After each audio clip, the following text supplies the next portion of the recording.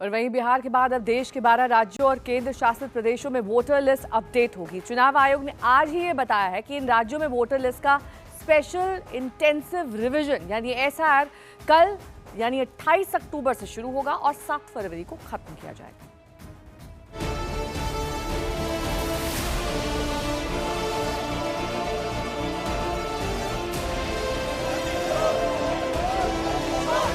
भारतीय लोकतंत्र में असली लोक ही तंत्र का हिस्सा रहे, इसके लिए चुनाव आयोग की बिहार से शुरू की गई वोटर लिस्ट के स्पेशल इंटेंसिव रिवीजन को लेकर ऐसा तूफान खड़ा हुआ कि सड़क पर सियासत हुई, संसद में प्रदर्शन हुए और अदालत तक लड़ाई हुई।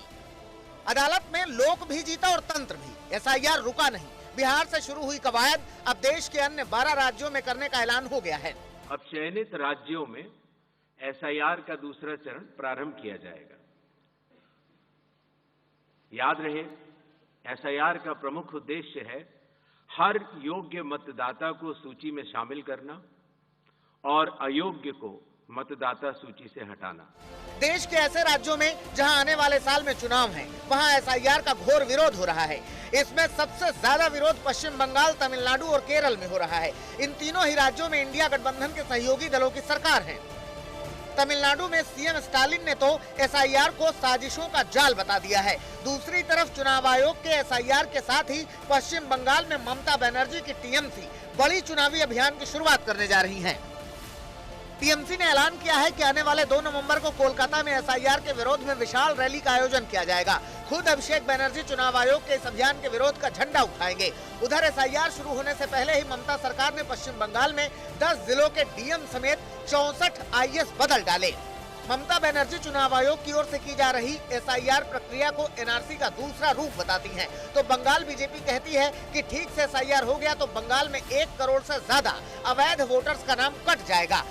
যে একবার ভোট দিয়েছে সে আমার দেশের নাগরিক বলেই তো ভোট দিয়েছে। নাম তোলার সময় তার আধার কার্ড এবং তার অন্যান্য যে ডকুমেন্টসগুলো রয়েছে সেগুলো ভেরিফাই করে দেওয়া হয়েছে। সুতরাং একজন ভোটদাতার নাম কি করে বাদ দেওয়া যেতে পারে এটাই আমাদের প্রশ্ন। আমরা সেটা হতে দেব না। आपका अच्छा तरीके से सही तरीके से वोटर तालिका होना चाहिए। इलेक्टोरल रोल सही तरीके से होना चाहिए। पश्चिम बंगाल में बहुत डेथ वोटर है, फॉल्स वोटर है, डबल ट्रिपल एंट्री है, बांग्लादेशी मुस्लिम घुसपैठिया है। ये सबको निकाल देना चाहिए। वो जो मुस्लिम वोट बैंक डेथ वोट चला जाएगा तो छापा कैसे मारेगा।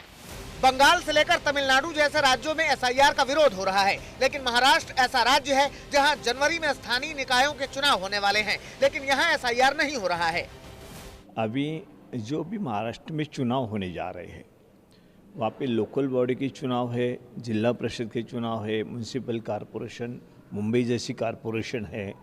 इसमें चुनाव होते हुए वहाँ पे जो उनकी लिस्ट है, वोटर लिस्ट है, उसको तो वो देख नहीं रहे हैं। इसका मतलब तो साफ है कि उनको महाराष्ट्र के चुनाव उसी फर्जी वोटर्स के आधार पे जीतना है।